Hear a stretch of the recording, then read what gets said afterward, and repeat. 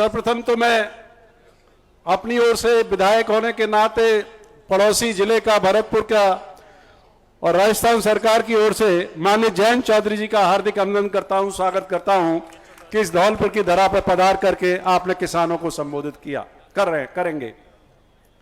भाई और बहनों, मेरे से पूर्व बहुत सारे वक्ताओं ने, जो हमारे यूपी के माननीय विधायकगण हैं, सबने अपनी अपनी बात कही है और मुद्दे रखे हैं। त्रिलोक जी ने भी मेरे से पहले बात रखी है।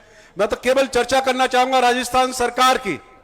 आप सब जानते हैं कि राजस्थान सरकार एक गठबंधन की सरकार के रूप में है और मैं गठबंधन सरकार में मंत्री के रूप में काम कर रहा हूं। यह सारा श्रेय माननीय जयंत चौधरी जी को जाता है।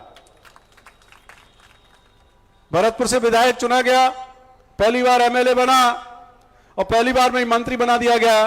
ये राष्ट्रीय लोकदल के राष्ट्रीय नेतृत्व और कांग्रेस के केंद्रीय नेतृत्व की वजह से हो पाया। तो मैं अपनी ओर से माननीय जयंत चौधरी जी का और लोकदल के सभी पदाधिकारियों का और यूपी से आए सारे लोगों का, जिन्होंने मेरे विधानसभा चुनाव में बढ़ चढ़ करके भाग लिया और मुझे इस मुकाम तक पहुंचाया, उनको भी सलाम करता हूं। भाई और बहनों, एक किसान सम्मेलन ऐसी परिस्थितियों में हो रहा है कि जब देश के सामने बड़ी भयंकर चुनौतियां आ रही हैं, उन चुनौतियों का सामना करने के लिए राष्ट्रीय स्तर पर एक गठबंधन हुआ है, इंडिया। राज्य में गठबंधन पहले से ही लोकदल और हमारी कांग्रेस का चल रहा है, दोनों पार्टियों का। और उसी क्रम में मकसद एक ही है, चाहे वो इंडिया का मकसद है, चाहे राजस्थान के हमारे लोकदल और कांग्रेस का गठबंधन का मकसद है बीजेपी को हराना किसी भी कीमत पर। आप सब जानते हैं, जो भारत की गंगा जमुनी संस्कृति है उसको ठेस पहुंचाने का काम किया जा रहा है। मुद्दों की बात नहीं करते हैं, महंगाई की बात नहीं करेंगे, बेरोजगारी की बात नहीं करेंगे, केवल एक ही मुद्दा रहता है, भावनात्मक आधार पर लोगों को भड़काइए और अपना काम निकालिए। मैं राजस्थान के संदर्भ में बात करना चाहूंगा। आप सबको मालूम है, धौलपुर वालों को मैं सलाम करता हूं और पूर्वी राजस्थान को भी सलाम करना चाहता हूं। जयंत चौधरी जी, आप जानते हैं 42 में से 38 सीट कांग्रेस और गठबंधन की हैं। पूर्वी राजस्थान ने एक बहुत बड़ी भूमिका निभाई थी राजस्थान में कांग्रेस की सरकार बनाने में, गठबंधन की सरकार बनाने में। और उसी को लेते हुए माननीय मुख्यमंत्री अशोक गहलोत जी ने जो काम किए हैं वो आप सब जानते हैं, धौलपुर वाले तो खूब विशेष रूप से जानते हैं। मैं बताना चाहूंगा कि जो 10 फ्लैगशिप योजना है, किसानों को राहत देने का काम किया, घरेलू बिजली उपभोक्ताओं को राहत देने का काम किया, 100 यूनिट बिजली फ्री और 200 से सारा जो है फ्यूल चार्ज सारा बिजली पर खत्म कर दिया। 2000 यूनिट किसानों को, चौधरी चरण सिंह जी कहते थे कि देश की समृद्धि का रास्ता कहां से जाता है, गांव से जाता है। अभी बात कर रहे थे ग्रामीण विकास मंत्रालय, चौधरी चरण सिंह ने, जो अजीत सिंह जी के उसमें स्थापित हुआ था पहली बार, जब वो आजाद भारत के पहले मंत्री जब और उस रूप में ग्रामीण विकास मंत्रालय के रूप में उन्होंने काम किया, उनकी देन थी। तो उस रूप में किसानों को राहत देने का काम, मुख्यमंत्री चिरंजीवी स्वास्थ्य बीमा योजना, माननीय नरेंद्र मोदी जी बहुत शोर मचाते हैं, आयुष्मान आयुष्मान आयुष्मान। अरे 5 लाख दे रहे हो, हमारी सरकार गठबंधन की सरकार दे रही है 25 लाख रुपए का बीमा और 10 लाख रुपए का एक परिवार का दुर्घटना बीमा। कितने लाखों लोगों को फायदा मिल रहा है।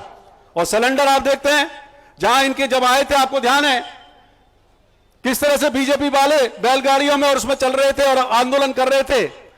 और वो जब सिलेंडर का भाव था 300 रुपए, आज सिलेंडर का भाव हो गया 1200 रुपए। माननीय मुख्यमंत्री अशोक गहलोत ने काम किया 500 रुपए में उस वाले को करेक्शन देने का, 500 रुपए।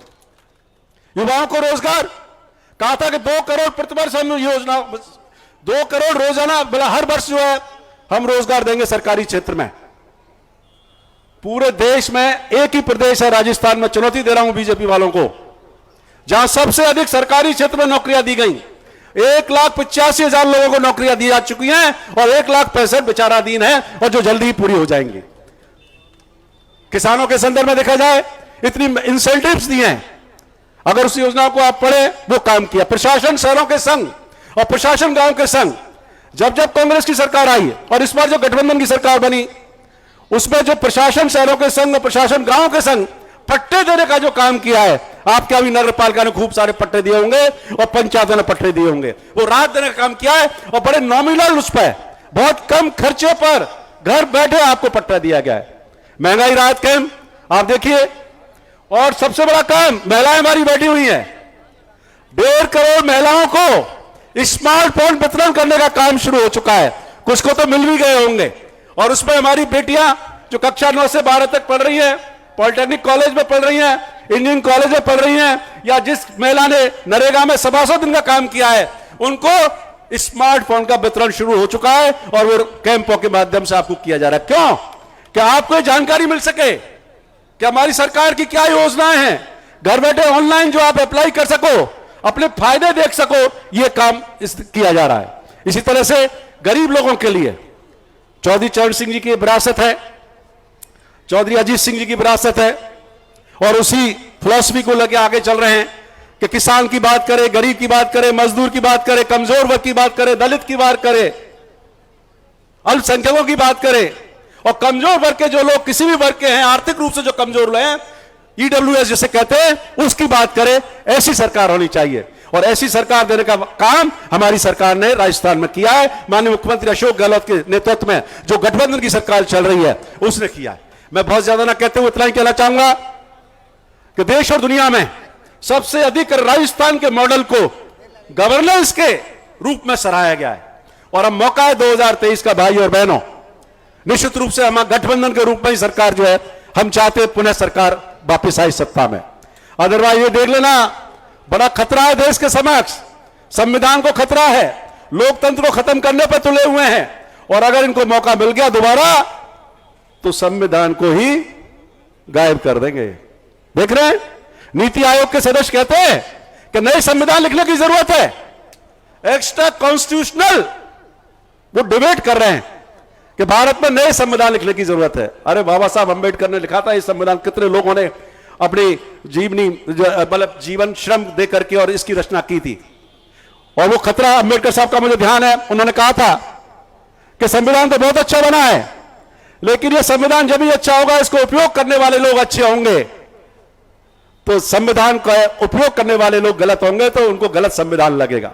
मैं इस मौके पर ईआरसी का भी जिक्र करना चाहूंगा। इन्हीं की सरकार ने जब मुख्यमंत्री थी वसुंधरा राजे, ईआरसीपी की योजना बनाई थी, और वो 13 जिलों की लाइफ लाइन है, जिसमें धौलपुर है, भरतपुर है, करौली है, सवाई माधोपुर है, बारा है, कोटा है, दौसा है, अलवर है, जयपुर है, अजमेर है। इन्हीं की सरकार की तत्कालीन मुख्यमंत्री जी ने, वसुंधरा जी ने योजना बनाई, और माननीय गजेंद्र सिंह शेखावत जी क्या कहते हैं कि ये योजना बेकार है। उन्हीं के सलाहकार जो आज वर्तमान में उनके मंत्रालय में काम कर रहे हैं, वो ही उस कमेटी के चेयरमैन थे। उन्होंने बाकायदा जल बोर्ड से वो ईआरसीपी की योजना स्वीकृत हुई थी। क्यों? कि वो वसुंधरा जी को श्रेय नहीं देना चाहते। और भी देखा, भरतपुर आए थे गजेंद्र सिंह शेखावत जी, कह के गए कि ईआरसीपी में गुमराह किया है, मैं चुनौती दे रहा हूं। उन्होंने चुनौती दी थी अखबार में, मैं चुनौती स्वीकार करने के लिए तैयार हूं। वो आए, खुले मंच पर बहस करें कि अभी वर्तमान में 23 बांध भरतपुर के भी जोड़ दिए गए हैं।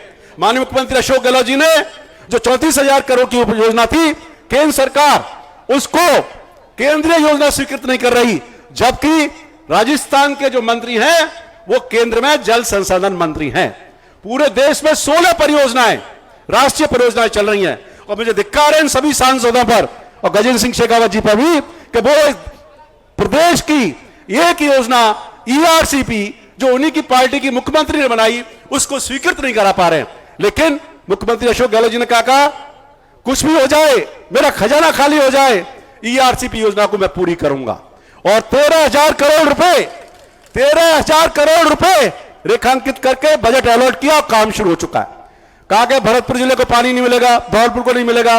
भरतपुर को 26,000 समथिंग क्यूबिक मीटर पानी मिलने वाला है। मेरे पास नोट है। एक भ्रम फैला करके, झूठ बोल करके, फरेब की राजनीति करके, एक माहौल डर और नफरत का पैदा करके ऐसा करना चाहते हैं जैसे कि पुनः सत्ता में वापसी आ जाए।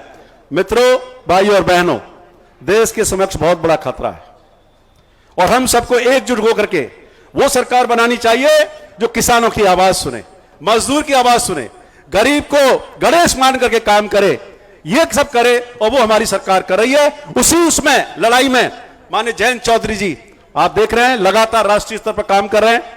इंडिया गठबंधन ने महत्वपूर्ण भूमिका निभाई है। अभी फिर जा रहे हैं बॉम्बे, और राजस्थान के हितों पर भी बात करेंगे। और मुद्दों पर बात करेंगे। मैं बहुत ज्यादा ना कहते हुए आप सब लोगों को धन्यवाद देना चाहूंगा, शुक्रिया अदा करना चाहूंगा और साथ ही सगीर साहब को भी धन्यवाद देना चाहूंगा, बधाई देना चाहूंगा कि उन्होंने एक शानदार सम्मेलन यहाँ किया इस धौलपुर की भूमि पर और एक रास्ता खोला है, क्योंकि सरकार का रास्ता इस पूर्वी द्वार से ही जाता है और धौलपुर और भरतपुर ये पूर्वी द्वार है हमारा लोहगढ़ का। मैं इन्हीं शब्दों के साथ जय हिंद, जय भारत।